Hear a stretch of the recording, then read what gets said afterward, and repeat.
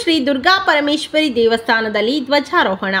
ಇತಿಹಾಸ ಪ್ರಸಿದ್ಧ ಮುಣ್ಕೂರು ಶ್ರೀ ದುರ್ಗಾ ಪರಮೇಶ್ವರಿ ದೇವಸ್ಥಾನದಲ್ಲಿ ಫೆಬ್ರವರಿ 18ರಂದು ನಡೆಯುವ ಬ್ರಹ್ಮರಥೋತ್ಸವದ ಅಂಗವಾಗಿ ಇಂದು ಬೆಳಗ್ಗೆ ವಿವಿಧ ಧಾರ್ಮಿಕ ಕಾರ್ಯಕ್ರಮಗಳೊಂದಿಗೆ ಧ್ವಜಾರೋಹಣ ಕಾರ್ಯಕ್ರಮ ನೆರವೇರಿತು.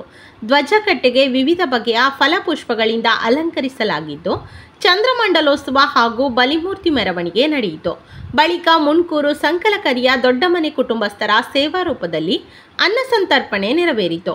ಈ ಸಂದರ್ಭದಲ್ಲಿ ದೇವಸ್ಥಾನದ ಪ್ರಧಾನ ಅರ್ಚಕ ರಾಮದಾಸ್ ಆಚಾರ್ಯ, ಪವಿತ್ರ ಪಾಣಿ ರಾಮ ಮಡ್ಬಣ್ಣಯ್ಯ, ದೇಗುಲದ ವ್ಯವಸ್ಥಾಪನಾ ಸಮಿತಿಯ ಅಧ್ಯಕ್ಷ ಸುರೇಂದ್ರ ಶೆಟ್ಟಿ ಕೋರಿಬೆಟ್ಟುಗುತ್ತು, ವ್ಯವಸ್ಥಾಪನಾ ಸಮಿತಿಯ ಸದಸ್ಯರು, ವ್ಯವಸ್ಥಾಪನಾ ಸಮಿತಿಯ ಮಾಜಿ ಅಧ್ಯಕ್ಷ ರವೀಂದ್ರ ಶೆಟ್ಟಿ, ವಾದಿರಾಜ ಶೆಟ್ಟಿ ಹಾಗೂ ಮುಣ್ಕೂರು, ಮುಲ್ಲಡ್ಕ ಹಾಗೂ ಇನ್ನ ಗ್ರಾಮದ ಗ್ರಾಮಸ್ಥರು ಹೆಚ್ಚಿನ ಸಂಖ್ಯೆಯಲ್ಲಿ ಭಾಗವಹಿಸಿದ್ದರು.